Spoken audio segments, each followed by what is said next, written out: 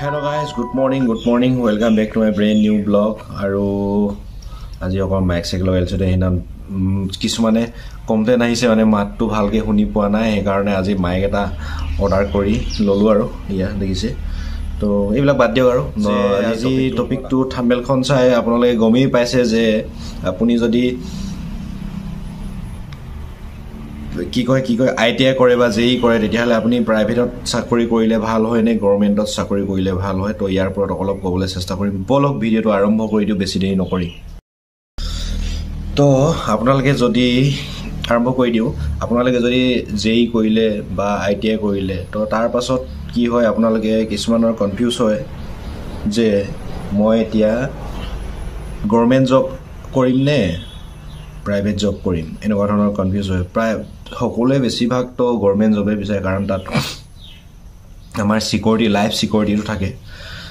প্ৰাইভেটত ইমান নাথাকে কিন্তু দুইটাৰে ডিফাৰেন্স আপোনালোকক গৈ আছো প্ৰথমতে কৈ আছো গভৰ্ণমেণ্ট জবত কৰিলে কি হয় আপোনালোকৰ লাইফটো সিকিউৰ হৈ থাকে যে মই মানে স্যালাৰি পামি সময়মতে পাম কোন কামটো মানে জানে আৰু পাৰ্মানেন্ট আৰু পাই থাকিম আৰু টেনচন নাই কিন্তু প্ৰাইভেটত কি হয় কেতিয়াবা আপুনি 3 বছৰ 4 বছৰলৈকে কন্ট্ৰাক্ট থাকে তাৰ পাছত আপোনাৰ চাকৰিটো নোহোৱা হৈ যাব পাৰে সেই কোম্পানীটো নেথাকিও পাৰে এনেকুৱা ধৰণৰ হয় আৰু গভৰ্ণমেণ্ট জবত কি হয় স্যালাৰি এটা যিমান প্ৰাইভেট জবত স্যালাৰি দিয়ে নহয় ইমান গভৰ্ণমেণ্ট জবত ইমান স্যালাৰি নিদিয়ে কিন্তু প্ৰাইভেট জবত যিবিলাক লোৱাৰ ৰেংক থাকে মানে তলৰ ৰেংক বিলাক সেইবিলাক কিন্তু স্যালাৰি অলপ কম দিয়ে কিন্তু হাই ৰেংকৰ যিবিলাক হাই ৰেংকৰ পোষ্ট বিলাক সেইবিলাকত তাৰমানে যিমান চৰকাৰে দৰমহা দিয়ে তাতকৈ দুগুণ এই প্ৰাইভেট কোম্পানী বিলাকে মই ৰিগৰ কথা কৈ আছো ৰিগৰ কোম্পানী বিলাকে বহুত পইচা দিয়ে বহুত আপোনালোকে ভাবিব নোৱাৰিব কিন্তু আমাৰ ইণ্ডিয়াতকৈ যিবিলাক ফৰেন কাণ্ট্ৰিত সেইবিলাকতো প্ৰাইভেট কোম্পানী মানে পইচা আপুনি মই কলে আপোনালোকে এতিয়া বিশ্বাস নকৰিব যে ইমানো পইচা দিয়ে নে এনেকুৱা ধৰণৰ ইমানো প্ৰাইভেট কোম্পানীত পইচা দিয়ে এইবিলাক মিছা কথা কৈছে এনেকুৱা ধৰণৰ বুলি কিন্তু নহয় যিবিলাকে কৰি আহিছে যিসকল আমাৰো কিছুমান লগৰ আছে তেওঁলোকে কৰি আছে ইতিমধ্যে তেনেকুৱা প্ৰাইভেট কোম্পানী তেওঁলোকৰ দ্বাৰা আমি গম পাওঁ যে সঁচাকৈ ময়ো প্ৰথমতে বিশ্বাস নকৰিছোঁ যে ইমান পইচা দিব যাম ইমান এনেকুৱা কামবিলাক কিন্তু সেইটো কথা নহয় তেওঁলোকে তাত পইচা ইমান দিয়ে ইনভেষ্ট কৰে আৰু আমাৰ গভৰ্ণমেণ্ট জবত কিছুমান ফেচিলিটি পায় কিন্তু প্ৰাইভেট জবত কিছুমান গভৰ্ণমেণ্ট জবতকৈ অধিক ফেচিলিটি দিয়ে এতিয়া আপোনালোকে যদি আৰু কিছুমান কি হয় আজিকালি পঢ়ি শুনি আহি আজিকালি গভৰ্ণমেণ্ট জবটো পাবলৈ খুব মানে বহুত কমে পোষ্টবিলাক ওলায় আৰু পাবলৈ বহুত অসুবিধা তেনেকুৱা ধৰণৰ আৰু আপোনালোক আজিকালি এনেকুৱা হৈ গৈছে আপোনালোকে প্ৰাইভেট সাধাৰণ জব এটা পাবলৈও বহুত কষ্ট কৰিব লাগে বহুত মানে সংগ্ৰাম কৰিব লাগে মানে পাবৰ কাৰণে আজিকালি ইমানো ইজি নহয় যে প্ৰাইভেট জব এটা পটককৈ পাই যাম আজিকালি কাৰণ বহুত মানে পঢ়া শুনা কৰা ট্ৰেড এইবিলাক আইটিআই কৰা বহুত ল'ৰা ছোৱালী হৈ পৰিছে কিন্তু জব পাবলৈ বা দিবলৈহে বহুত অসুবিধা মানে জব খুব কম ওলায় গতিকে আপুনি যদি কিবা এটা ট্ৰেড কৰি আহিছে আইটিআই কৰি হওক বা জেই কৰি আহিছে আপুনি অকল মানে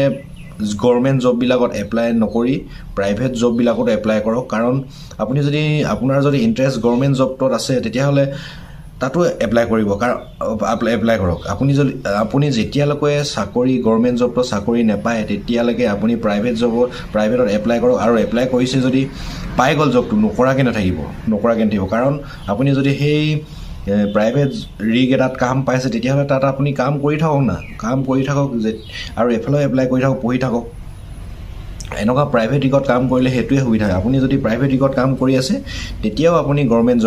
জবৰ কাৰণে এপ্লাই কৰি থাকিব পাৰে কোনো ধৰণৰ টেনচন নাই আৰু প্ৰাইভেট ৰিগবিলাকত আপুনি কাম কৰিলে তেতিয়াহ'লে আপুনি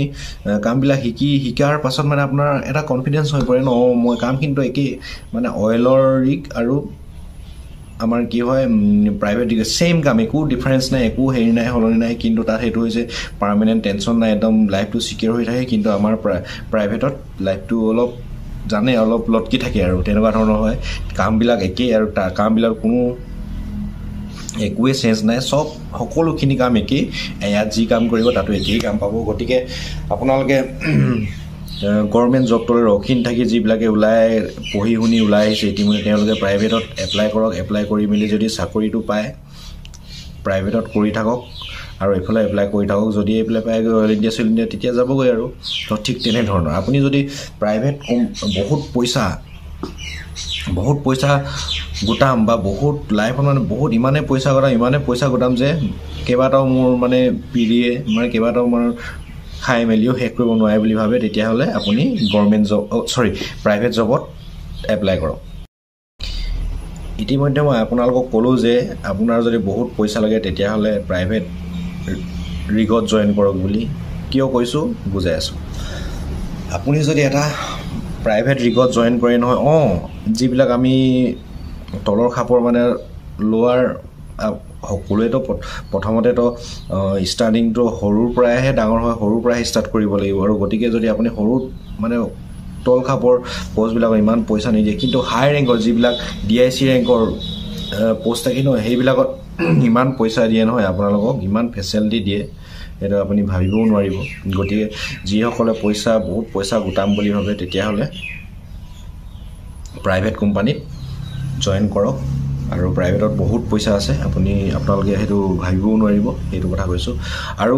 প্ৰাইভেটত এইটো সুবিধা দিয়া থাকে যে আপুনি যদি অইলত কৰিলে নহয় অইলৰ ৰিটায়াৰমেণ্ট হৈ গ'ল অইলৰ ৰিটায়াৰ হোৱাৰ পাছতো আপুনি এটা প্ৰাইভেট ৰিগত কাম কৰিবলৈ সুবিধা দিয়ে কিন্তু সেইটো কোম্পানীয়ে কিন্তু বহুত ভাল কাম কৰে অইল ইণ্ডিয়াৰ পৰা ONGCৰ পৰা ৰিটায়াৰমেণ্টবিলাকো প্ৰাইভেট ৰিগবিলাকত কাম কৰি থাকে আৰু আপুনি যদি ৰিটায়াৰ হোৱাৰ পাছত বয়স হৈ যায় বয়স হোৱাৰ পাছত সেই হাই ৰেংকৰ হাই পোষ্টৰবিলাকতহে ডিলিং ৰিগত বা ৱৰ্ক অভাৰ ৰিগত কাম কৰিব পাৰিব কাৰণ আপোনাৰ বয়সো হৈ যায় আৰু যিবিলাক কষ্টকৰ কাম আমিতো সদায় আমাৰ দেহাটোতো বডিটো সদায় একে হৈ নাথাকে আমি সকলো এদিন বুঢ়া হ'ম সকলোৱে আমাৰ বল বুকু কমিব তো তেনেকুৱা ধৰণৰ আপুনি যদি বহু পইচা কমাম বুলি ভাবিছে তেতিয়াহ'লে আপুনি এটা প্ৰাইভেট ৰিগত জইন কৰক আৰু প্ৰাইভেট ৰিগত জইন কৰি ওপৰ খাপলৈ যাবলৈ চেষ্টা কৰক আৰু তেতিয়া আপুনি বহুত পইচা পাব বডিটো মানে শৰীৰটো অলপ ৰেষ্ট পাব তো এইখিনি আৰু ইয়াতে কওঁতে যদি